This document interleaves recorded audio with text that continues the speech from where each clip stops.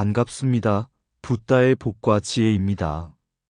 오늘 이 법문에 동참해주신 모든 분들께 감사드립니다. 부처님께서는 우리 삶의 근본 고통이 탐욕과 집착에서 비롯된다고 하셨습니다. 특히 색욕은 생명을 갉아먹고 업을 무겁게 하여 마땅히 누려야 할 수명을 스스로 단축시키는 무서운 불길과도 같습니다.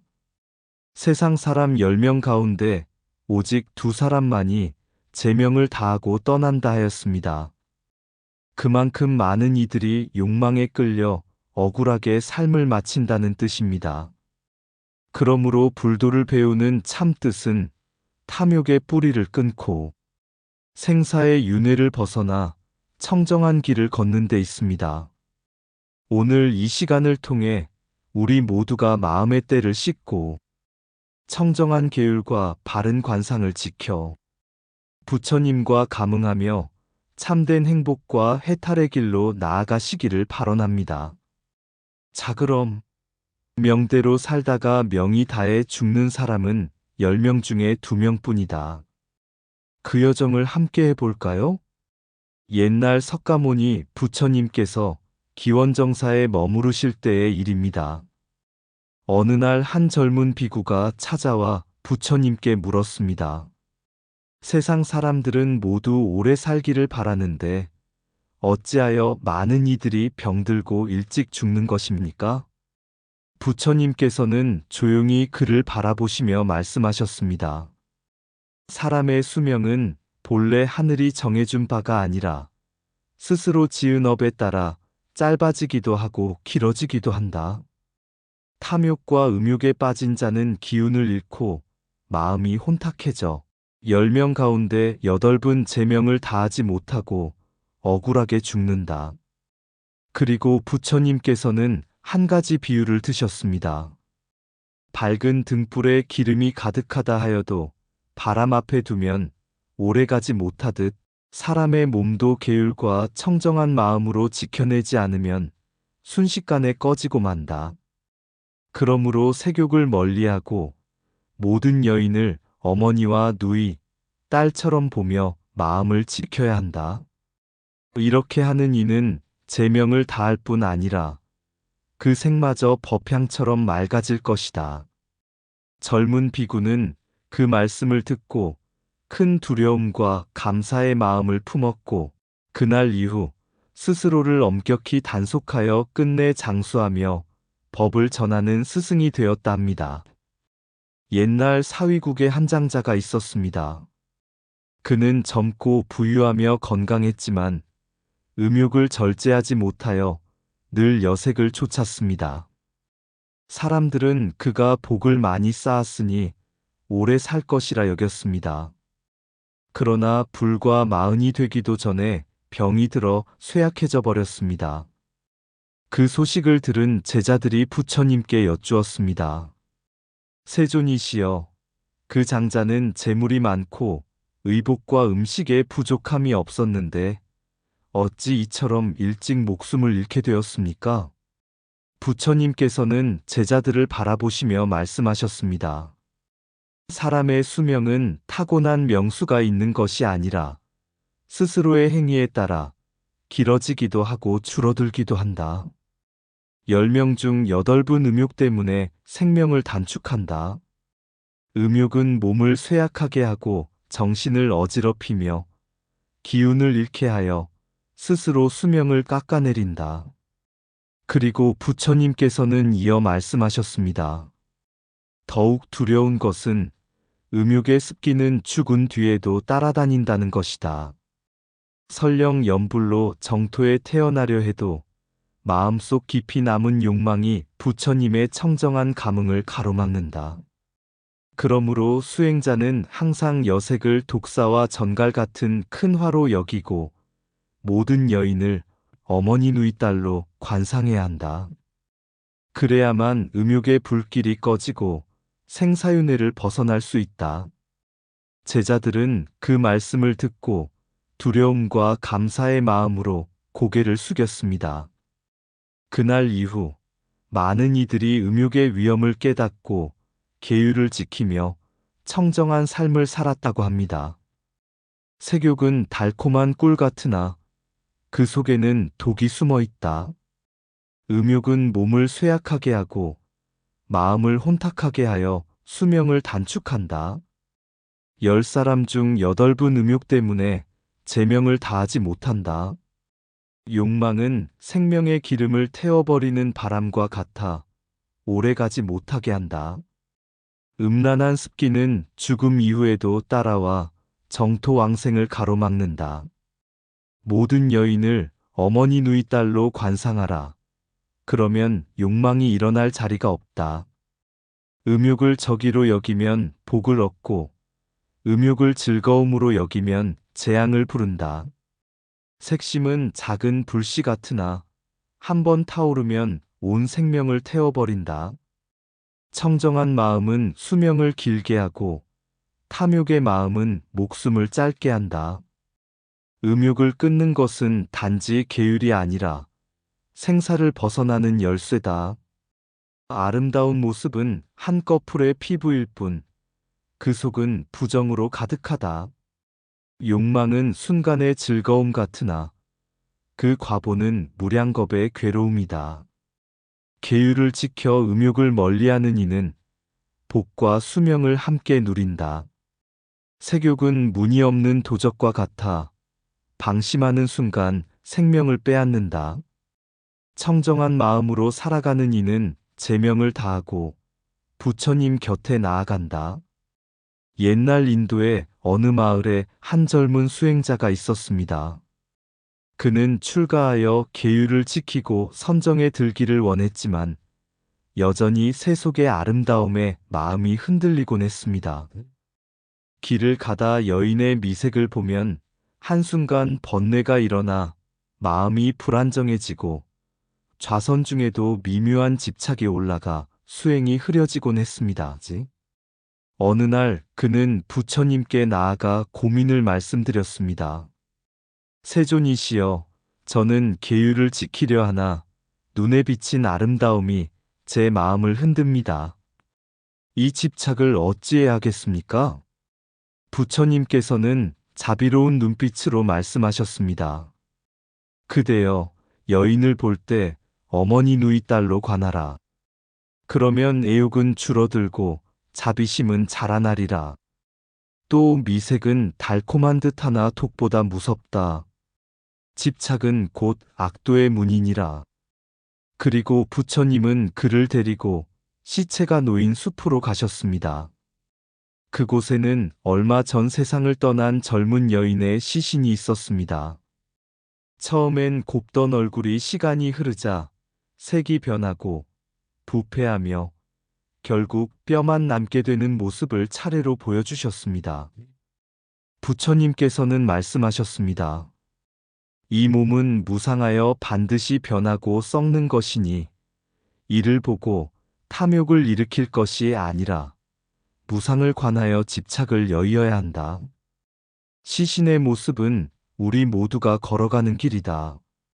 그러므로 집착할 것도 없고 버릴 것도 없으며 오직 깨달음을 향해 마음을 돌려야 하느니라. 그 순간 젊은 수행자의 마음 속에서 번뇌의 불길이 꺼지고 깊은 청정함이 일어났습니다. 그는 더 이상 미색의 마음을 빼앗기지 않고 모든 존재를 평등하게 바라보며 수행의 길을 나아갔습니다. 여인을 볼 때 어머니 누이 딸로 관하면 애욕은 사라지고 자비심이 자란다. 미색은 달콤한 듯하나 독보다 무서우니 집착은 곧 악도의 문이다. 시신을 관하면 모든 아름다움은 무상함을 드러낸다. 무상을 알면 집착이 끊어지고 청정한 마음이 드러난다. 욕망을 좇으면 괴로움에 빠지고 무상을 관하면 해탈에 이른다. 청정한 눈으로 보면 모든 이는 어머니요, 모든 이는 누이요, 모든 이는 딸이다. 몸은 흙으로 돌아가고 마음은 법을 따라간다. 애욕은 불길과 같아 순간의 쾌락을 태우고 무한한 고통을 남긴다. 무상한 육신에 집착하는 것은 환영을 쫓는 것과 같다. 미색은 한순간의 그림자이 돼 집착은 끝없는 속박이 된다. 마음이 청정하면 세상 모든 미혹이 끊어진다. 애욕의 그물은 번뇌를 묶고 지혜의 칼은 그것을 끊는다. 시신을 관상하면 죽음이 곧 스승임을 깨닫는다. 무상은 두려움이 아니라 집착을 끊고 자유로 이끄는 길이다. 수행자는 아름다움에서 벗어나 무상의 진리 속에서 참된 해탈을 찾는다. 옛 명나라 때 좌오융전이라는 서생이 있었습니다. 그는 총명했으나 성정이 방탕하여 늘 여색에 빠져 살았습니다. 그러나 어느 날 절에서 들은 스님의 법문이 그의 마음을 뒤흔들었습니다. 음욕은 번뇌의 불씨요 생명을 갉아먹는 칼이다. 계율을 지키고 청정을 닦는 이는 반드시 복락을 얻는다. 이 말을 마음에 새긴 그는 스스로 서원을 세우고 여색을 끊고 학문에 전념하였습니다. 놀랍게도 얼마 지나지 않아 그의 정신은 맑아지고 학문이 날로 깊어져 과거에 급제하여 명성을 얻게 되었습니다. 이는 바로 음욕을 버린 자가 얻는 큰 보답이었습니다. 반대로 행운이라는 젊은 스님이 있었습니다. 그는 외모가 준수하고 재능도 뛰어났으나 색심을 다스리지 못했습니다. 수행 도중에도 음란한 생각을 버리지 못하였고 끝내 불법을 가볍게 여기며 계율을 저버렸습니다. 그 결과 병이 깊어져 젊은 나이에 생을 마쳤으니 이는 탐욕이 불러온 비극이었습니다. 부처님께서는 말씀하셨습니다. 음욕을 여의면 마음은 고요해지고 고요한 마음에는 지혜가 자라난다. 지혜가 자라면 참된 행복을 얻는다. 좌오융전의 길은 청정한 계율과 덕행이 복락을 부른 예이며 행운 스님의 길은 욕망이 삶을 파멸로 이끄는 경계가 되었습니다. 이 두 사람의 삶은 오늘날 우리에게 분명한 가르침을 줍니다. 참된 행복은 순간의 쾌락에 있지 않고 욕망을 여의고 덕행을 닦는 데서 온다. 음욕을 버린 자는 청정한 마음을 얻고 청정한 마음은 곧 복락의 문을 연다. 색심은 불씨와 같아 태우되 이익이 없고 덕행은 샘물과 같아 마를 날이 없다. 계율을 지키는 이는 스스로 지혜의 등불을 밝힌다. 탐욕은 생명을 단축하고 절제는 수명을 길게 한다. 음욕의 그림자를 벗어나야 해탈의 빛을 본다. 덕행을 쌓은 이는 잠시 실패하더라도 끝내 반드시 빛난다. 색심은 사람을 속이고 죽음으로 끌어가지만 청정은 사람을 살리고 법으로 인도한다. 욕망의 길은 좁고 험하나 청정의 길은 넓고 평안하다. 음란은 복을 갉아먹고 절제는 복을 불러온다. 마음이 고요할 때 지혜가 자라고 지혜가 자랄 때 참된 행복이 머문다. 행운은 욕망의 불길 속에 꺼지고 좌우는 청정의 길에서 빛났다. 순간의 쾌락은 덫이 되고 오래된 덕행은 날개가 된다. 욕심은 몸을 병들게 하고 절제는 몸을 건강케 한다. 음욕은 새 속에 쇠사슬이고 청정은 해탈의 열쇠다. 참된 행복은 얻는 것이 아니라 끊는 데서 시작된다. 한 제자가 부처님께 여쭈었습니다. 세상 사람들은 왜 그토록 미색을 좇다가 괴로움에 빠집니까? 부처님께서 말씀하셨습니다. 미색은 꽃과 같아 순간은 향기롭지만 곧 시들어 땅으로 돌아간다. 그러나 어리석은 이는 그 꽃을 붙잡으려다 가시에 찔려 피를 흘린다. 지혜로운 이는 꽃의 무상을 보고 그 자리에 덕행의 씨앗을 심는다. 덕행은 시들지 않고 그 열매는 복락과 해탈이 된다. 좌오융전은 덕행의 씨앗을 심어 과거 급제라는 열매를 얻었고, 행운 스님은 욕망의 가시에 찔려 짧은 생으로 마쳤습니다. 두 사람의 삶은 우리에게 분명한 길을 가르쳐 줍니다. 삿된 음행을 멀리하는 것이 곧 자신을 지키는 길이며, 덕행을 닦는 것이 곧 참된 행복을 얻는 길이다. 부처님께서는 항상 말씀하셨습니다. 색심을 여의면 마음은 맑아지고, 맑은 마음은 곧 지혜와 복락의 근원이 된다. 오늘 이 이야기를 통해 우리 모두가 마음속 욕망의 불길을 끄고 청정한 계율과 덕행으로 참된 행복을 누리기를 발언합니다. 욕망의 불길 타오르는 밤, 한순간의 즐거움은 곧 고통에 덫이 되고, 미색은 꽃과 같아 피었다가 바람에 흩날려 흙으로 돌아가네. 청정을 지키는 이는 마음을 거울처럼 맑히고, 덕행을 닦는 이는 복락의 샘물을 길어 올리네.